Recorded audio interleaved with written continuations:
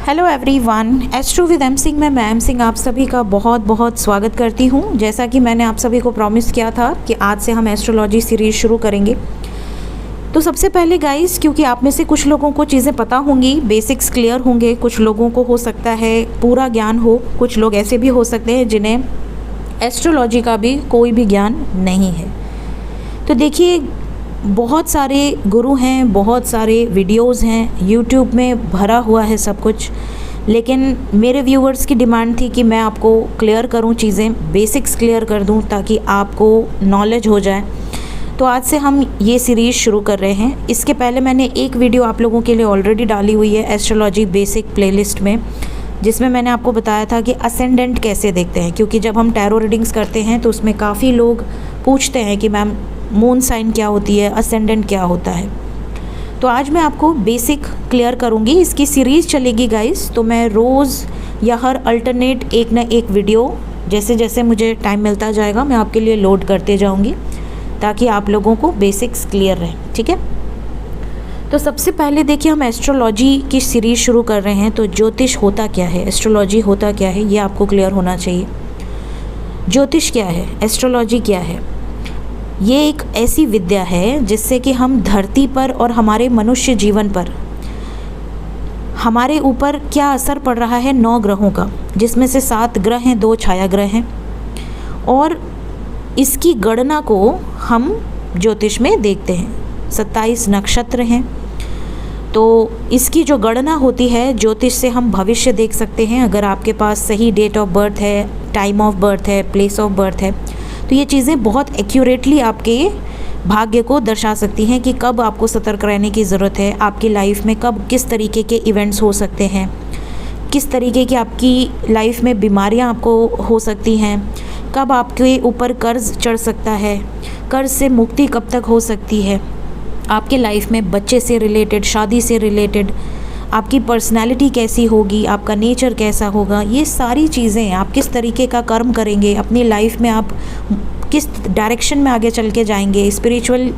आप रहेंगे या नहीं रहेंगे, आस्तिक रहेंगे, नास्तिक रहेंगे, ये जो भी चीज़ें हैं, आपके माता पिता, छोटे भाई बहन, बड़े भाई बहन, ये सब चीज़, ये सारी सिचुएशन हम देख सकते हैं अगर आपका date of birth, time of birth and place of birth accurate है। तो अगर कुछ लोगों का ऐसा भी होता है कि एक्यूरेट नहीं है, मैम बस इतना पता है कि शाम को हुए थे, 6 बजे के आसपास हुए थे, तो भी चीज़ें निकल जाती हैं।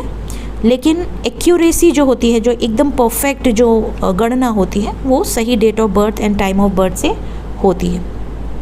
प्लेस ऑफ बर्थ इसलिए रिक्वायर्ड होता है क्योंकि कई लोग, अगर कोई विदेश में पैदा हुआ है सपोज़, तो वहाँ पर सूर्य का जो एनर्जी होगा वो अलग होगा और यहाँ पर वो टाइमिंग अलग होगी। तो टाइम के साथ साथ प्लेस ऑफ बर्थ भी रिक्वायर्ड होता है ताकि एक्यूरेट प्रेडिक्शन हो सके कि आपकी बर्थ के टाइम पे पूर्व दिशा से कौन सी राशि उदित हो रही थी, क्योंकि लग्न उसी से डिसाइड होता है। तो लग्न हम कैसे डिसाइड करते हैं? आपके बर्थ के समय, जब आपने इस धरती पर अवतरण लिया, आपका बर्थ हुआ, तो उस समय पर एग्जैक्टली पूर्व दिशा से कौन सी राशि उदित हो रही थी, इसको हम कहते हैं राइजिंग साइन, जो कि आपका लग्न होता है। लग्न क्या होता है, इस पर मैंने वीडियो बना रखी है, मैं एक बार आपको फिर से बता देती हूँ। फॉर एग्ज़ाम्पल, आप लोगों के पास आपका बर्थ चार्ट होगा। अगर बर्थ चार्ट नहीं है तो ऑनलाइन फ्री में आप बर्थ चार्ट अपना देख सकते हैं। बेसिक डिटेल्स आपको वहाँ से मिल जाएंगी। freekundli.com पे जाके आप, बहुत सारे लोगों का उस पर ऐप है, आप उससे बर्थ चार्ट अपना निकाल सकते हैं। वहाँ पर आपको शुरू में अपना नाम भरना होगा, फिर आपका डेट ऑफ बर्थ भरना होगा, time of birth, place of birth, और इसके बाद आप सबमिट करेंगे। कुछ में मेल आईडी भी पूछता है, कुछ में मेल आईडी नहीं पूछता है। तो डिटेल्स भरने के बाद आप उसको इंटर करेंगे तो आपको बहुत सारा उसमें डिटेल्स मिल जाएगा, जिसमें देखिए जनरली आपके लिए जो बेसिक है वो है D1, दैट इज़ लग्न chart, and we have one more that is D9, ठीक है। तो D1 एंड D9 ज़्यादातर कुंडली में आपको देखने को मिलेगा, ठीक है। इसे हम नवमांश कहते हैं, इसे हम लग्न कहते हैं। तो ये आपके बर्थ चार्ट में बना होगा, ये नॉर्थ इंडियन स्टाइल है, ठीक है। अब इसमें देखिए यहाँ पर आपको ये खाने नज़र आ रहे होंगे। टोटल 12 बॉक्सेस हैं। कितने बॉक्सेस हैं? 12 हाउसेस हैं, ठीक है। ये है घर, किसके घर? आपके ग्रहों के। इसमें जो राशि बैठी होगी वही उस राशि के जो लॉर्ड होंगे उनका वो घर होगा। फॉर एग्ज़ाम्पल काल पुरुष की कुंडली के अकॉर्डिंग यहाँ पर पहला हाउस होता है, ठीक है।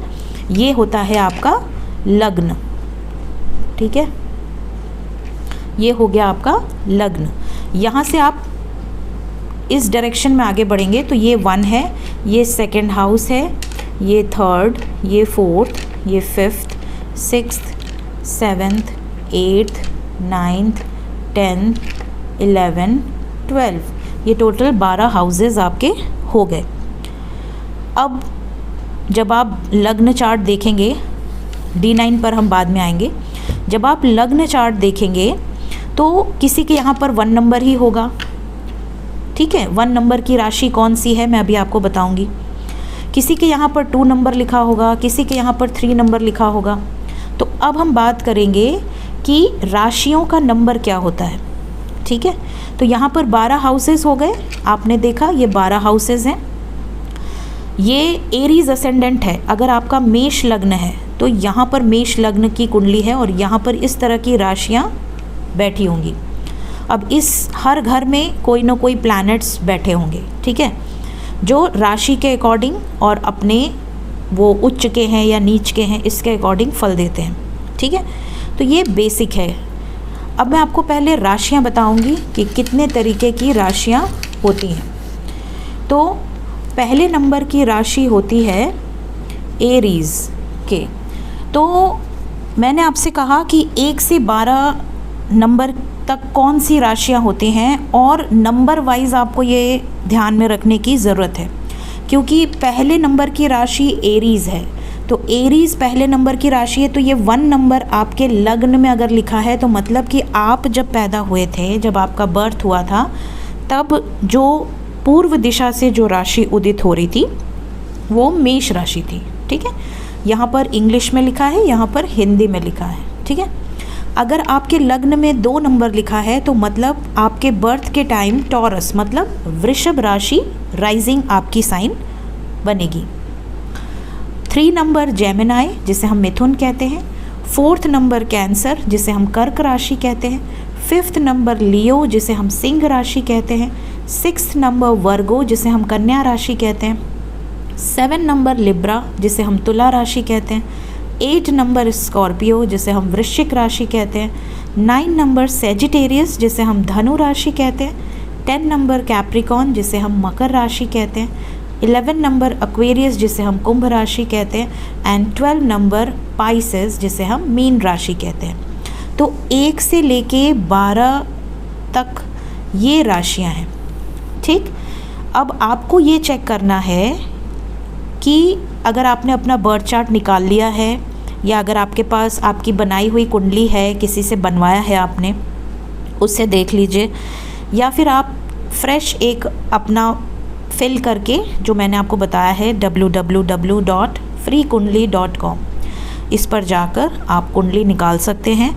कुंडली निकाल कर आप चेक कीजिए कि आपके लग्न में, ठीक है, एक लग्न है एक नवमांश है, तो जो लग्न है उसमें आपका पहले घर में कौन सी राशि बैठी है, लग्न में कौन सी राशि बैठी है। तो जो राशि आपके लग्न में बैठी होगी वो होगी आपकी लग्न राशि, ठीक है, और जिसे हम असेंडेंट भी कहते हैं। और जो राशि आपके चंद्र, जहाँ पर आपका मून बैठा होगा, जहाँ पर चंद्रमा बैठा होगा, वहाँ पर जो राशि का नंबर होगा वो राशि आपकी होगी मून साइन, ठीक है।